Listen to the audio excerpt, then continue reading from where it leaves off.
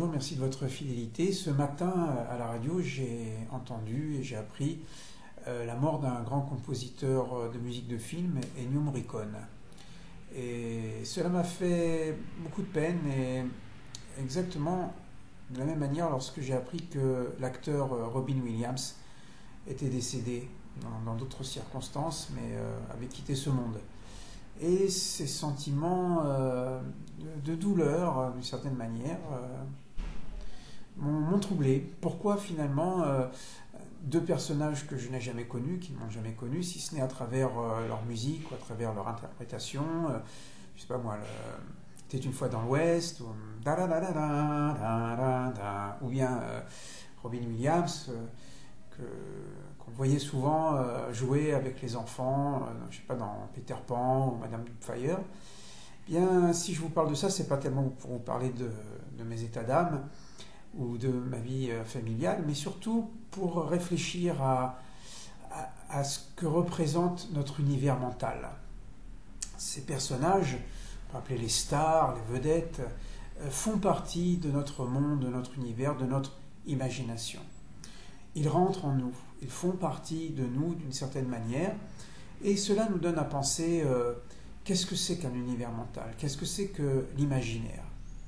Est-ce que ce n'est pas ce lieu où finalement nous recevons sans arrêt des informations et que ces informations vont nous structurer, soit sur le plan des connaissances, soit sur le plan de l'affect, comme ce dont je viens de vous parler.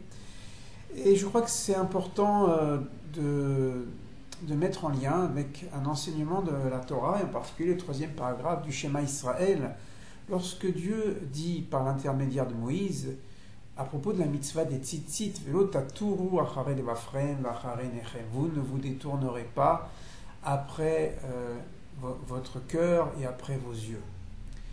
Notre univers mental est très fragile, notre imaginaire est très fragile. Nous recevons beaucoup d'informations, beaucoup plus que ce que nous prenons conscience de cette quantité de façon volontaire, involontaire, par les réseaux, par la musique, par les bruits, par les images, etc. Tout ça rentre en nous. Et au fond, ce que la Torah veut nous dire, soit à travers la mitzvah de tzitzit, ou simplement à travers la pratique des mitzvot en général, c'est sois maître de ton univers mental. Ne te laisse pas dominer par lui. Si tu veux laisser rentrer quelqu'un, si tu veux rentrer une idée, eh bien, essaye de la contrôler. Essaye de savoir si c'est une bonne pensée, une mauvaise pensée. On ne devient pas haineux ou aimant gratuitement.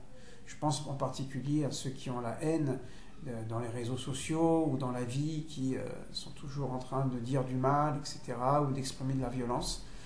Est-ce que ce n'est pas parce que leur univers mental a été dominé par des paroles haineuses, des paroles de violence qui ensuite entraînent ces actes? Donc, la mort d'Ennio Morricone, de Robin Williams, bien sûr, la mort nous touche tous les jours, il y a des morts. Et certaines morts nous touchent plus que d'autres.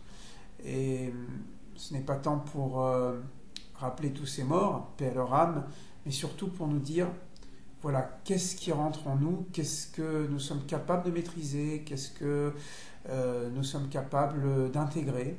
Et peut-être que la Torah nous dit, si tu veux être un homme, ça veut dire vivre pleinement ton humanité, sois capable de faire le tri entre ce qui va faire partie de toi-même et ce qui est expulsé à l'extérieur, parce que ce sont des valeurs négatives pour ton humanité. Voilà, merci, à bientôt, au revoir.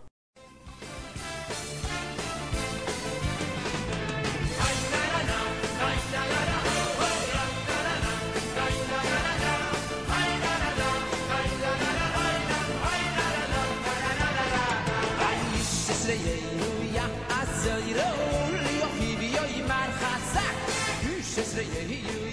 Asayro, Lohivi, Yimar Hazak.